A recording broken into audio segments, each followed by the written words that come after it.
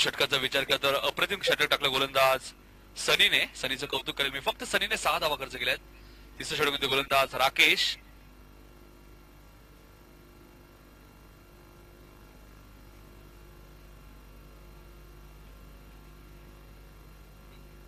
गोलंदाज राकेश. यावेळेस मात्र फलंदाज बाद. Big wicket. Dinesh back to pavilion. मोठा झटका आरसीसी संघाला.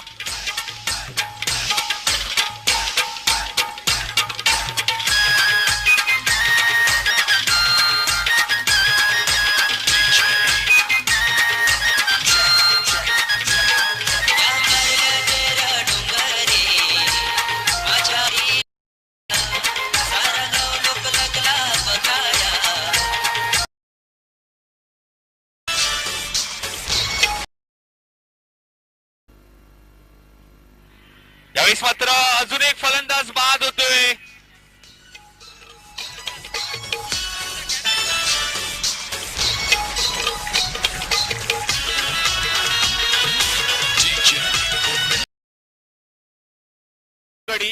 आणि स्पर्धेतला टॉप मागच्या समितीत निश्चित विकेट टेकर राकेश आपल्या नावावर तब्बल 8 गडी बाद करतोय.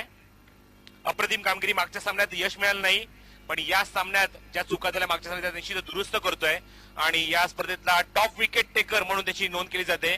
आणि इथे मात्र येलो कॅपचा मानकरी ठरतोय. नक्कीच. आणि सर राकेशने जर हॅट्रिक घेतली तर आयोगांकडून 500 रुपयाचं पारितोषिक सुद्धा आहे.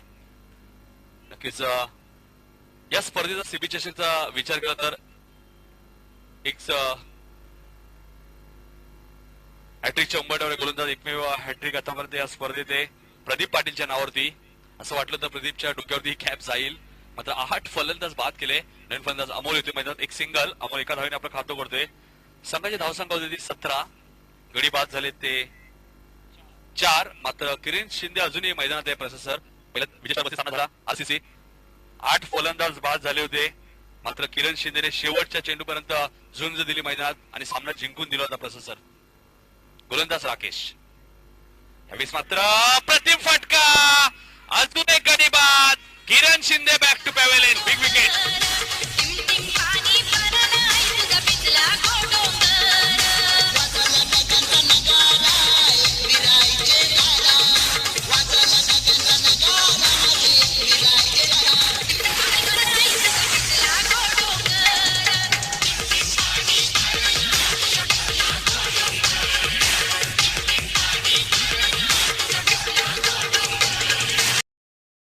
एनसीसी ठाकूरवाडी संघाकडनं नवीन फलंदाज समीर येतो मैदानात.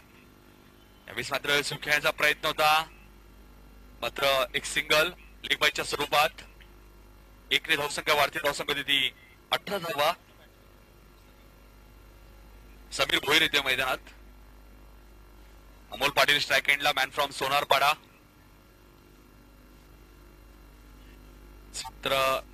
नो चेंडू. नो चेंडू आहे. 1 धाव. 1 ने धावसंख्या वाढते. धावसंख्या होती 19. गडी बाद झाले ते 5. धावा आहेत त्या 19. तिसरं षटक मार्गस्थ आहे. गोलंदाज राकेश ज्याने आतापर्यंत या स्पर्धेत 9 फलंदाज बाद केलेत. एक सिंगल येते मैदानात लेग बाईच्या स्वरूपात. धावसंख्या 1 ने वाढते. धावसंख्या होते 20. 3 षटकांचा खेळ संपतोय आणि धावफलकावर धावा आहेत त्या 20.